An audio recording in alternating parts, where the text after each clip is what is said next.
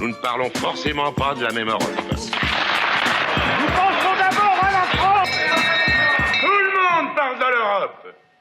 Mais c'est sur la manière de faire cette Europe que l'on ne s'entend plus.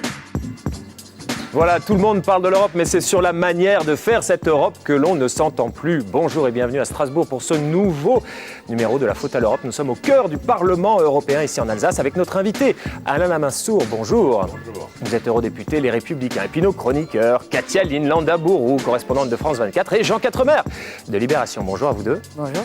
Vous allez bien ? Très bien.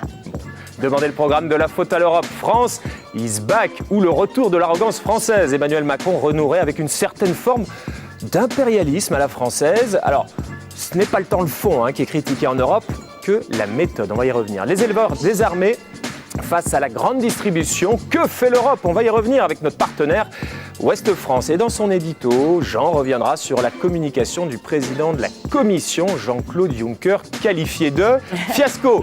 Mais tout de suite, Nathalie Loiseau, Hugues Baudouin s'est entretenu avec la ministre française en charge des affaires européennes.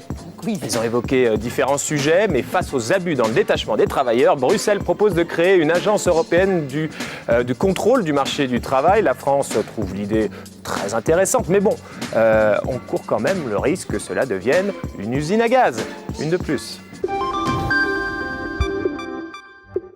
L'Europe a le choix soit d'écrire son histoire elle-même, soit de la laisser écrire par les autres. À partir de là, le président Juncker a raison de ne pas se placer presque en fin de mandat, comme il aurait pu être tenté de le faire, mais de dresser un agenda ambitieux mais nécessaire. Alors, il prend sa part au débat, nous allons la prendre nous aussi. Dans quelques semaines, le président de la République va faire des propositions après les élections allemandes.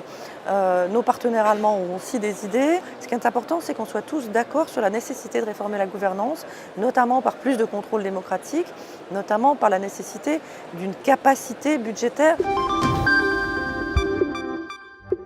Priorité des priorités. Dans l'Europe qui protège, c'est l'Europe qui protège des excès de la mondialisation. On a parlé de la nécessaire transparence des mandats pour négocier les prochains accords commerciaux. Cette transparence est indispensable. On a parlé de plus de démocratie en Europe et le président Juncker soutient la démarche du président de la République française de mise en place de conventions démocratiques à travers l'Europe. Aujourd'hui, les abus, les fraudes que l'on constate dans le secteur des travailleurs détachés conduisent à un dumping social à l'intérieur même de l'Union européenne qui n'est au bénéfice de personne. La proposition faite par Jean-Claude Juncker d'une autorité en matière de marché du travail à niveau européen, elle doit être expertisée, elle est intéressante. Voilà, cette idée de créer une agence européenne du contrôle du marché du travail, selon Nathalie Loiseau, la ministre française en charge des affaires européennes, Alain Lamassoure, est intéressante. Est-ce qu'il n'y a pas le risque quand même de créer une nouvelle usine à gaz ? Et pourquoi ça serait une usine à gaz ? Non, c'est intéressant, c'est nécessaire, on aurait dû le faire beaucoup plus tôt. Ce qui est extraordinaire, c'est que nous avons toutes les statistiques possibles et imaginables sur les mouvements financiers en Europe, nous avons les statistiques sur le commerce. Nous n'avons pas de statistiques, nous n'avons pas de connaissances de ce qui se passe au niveau des personnes, au niveau des travailleurs, au niveau des humains. Nous avons beaucoup de programmes pour encourager les Européens à aller travailler, étudier, visiter d'autres pays européens, Erasmus et autres. Mais en réalité, nous ne savons pas combien voyagent, combien vont travailler, combien se marient, combien ont des enfants dans des pays voisins. Les citoyens européens, le peuple européen, nous n'avons aucune information là-dessus. Et donc, avoir une agence qui commence par collecter l'information sera la bienvenue. Katia Linde. Moi, je pense aussi que c'est intéressant. Bon, tout dépend un peu des prérogatives qu'on va lui donner, mais elle pourrait constituer l'une des briques de l'Europe sociale de demain. C'est très important, si on veut, par exemple, lutter contre la fraude, d'avoir une agence qui coordonne un petit peu et qui permet la coopération entre les différents États membres. On a dans le domaine de la justice ou de la police Eurojust, Europol. Ils ne vont pas se substituer aux autorités nationales. Ils vont venir en renfort et permettre des actions coordonnées, par exemple des inspections simultanées dans plusieurs pays en fonction d'un problème qui aurait été identifié avant. Genre, c'est possible de faire des inspections comme ça ? Non, l'idée d'inspection n'en est pas encore là au niveau européen, mais à terme, On pourrait le faire. L'essentiel, c'est il faut voir que en matière de détachement des travailleurs, parce que c'est la proposition de Jean-Claude Juncker s'inscrit notamment dans la réforme de la directive sur le détachement des travailleurs.